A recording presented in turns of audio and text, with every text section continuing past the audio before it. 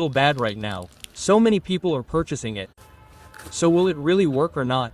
Let's see. So in the box we get to see this small device, a mask for adult and child, a mouthpiece and a USB Type-C to USB cable.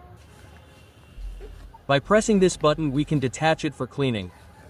There is an on-off button in the front. I was thinking that we have to charge it with this cable.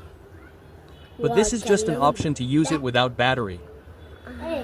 You can use it directly by putting it in